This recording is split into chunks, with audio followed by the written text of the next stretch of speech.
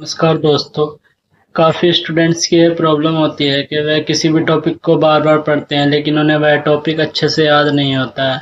इसके लिए मैं आपको आज एक ऐसी ट्रिक बताने जा रहा हूँ जिसके बाद आप किसी भी बड़े से बड़े टॉपिक को पढ़ेंगे वह जस्ट आपको उसी समय याद हो जाएगा। तो चलिए शुरू करते हैं। देखिए दोस्तों, जो स्ट्रेटजी मैं फॉलो करता हूँ वह मैं आपको समझाता हूँ, ध्यान से देखना।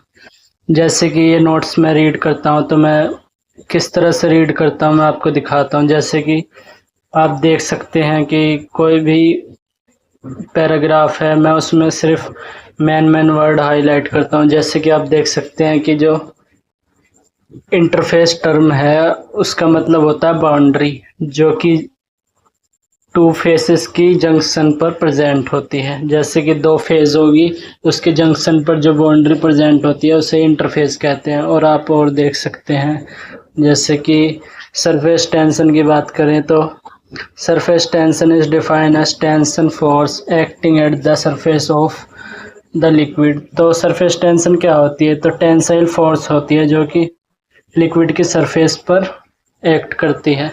तो इस प्रकार से आप किसी भी पैराग्राफ में केवल मेन वर्ड को हाईलाइट कर सकते हैं। पूरे हाईलाइट करने की आपको बिल्कुल भी ज़रूरत नहीं। पूरा हाईलाइट करने की आपको बिल्कुल भी ज़रूरत नहीं। तो जैसे कि मैं आपको और दिखाता हूँ, जैसे कि इंटरफेसियल टेंशन, तो मैंने इसमें फोर्स पर यूनिट लेंथ इस प्रकार से इसे हाईलाइट कर रखा है। तो जब भी मैं कभी इस नोट्स को दोबारा रीड करूँगा तो मैं सिर्फ ये मेन वर्ड को ही देखूँगा और उसके बाद मैं खुद अपने आप से इस पैराग्राफ को बना के लिख दूँगा। तो आप और भी देख सकते हैं, जैसे कि कोहेसिव फोर्सेस होगी, अधेसिव फोर्सेस होगी। तो कोहेसिव फोर्सेस अगर मुझे याद रखना है तो मैं कैसे याद रखूँगा? देखिए, कोहेसिव फोर्सेस जो कि इंटरमोलिक्यूलर फोर्स ऑफ अट्रैक्शन होती है, जो कि सिमिलर मॉलिक्यूल्स के बीच में होती है, तो उसे कोहेसिव फोर्सेस कहते हैं। अगर अधेसिव फोर्स की बात करें तो अगर डिसिमिलर मॉलिक्यूल्स के बीच अगर इंटरमोलिक्यूलर फोर्स ऑफ अट्रैक्शन होता है तो उसे अधेसिव फोर्स कहते हैं। तो इस प्रकार से आप किसी भी बड़े से बड़े पैराग्राफ को याद कर सकते हैं।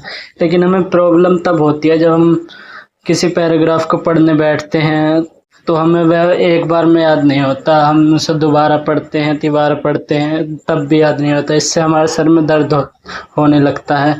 तो इस प्रॉब्लम के लिए आप किसी भी पैराग्राफ को सिर्फ वन टाइम रीड करना, ओनली वन टाइम।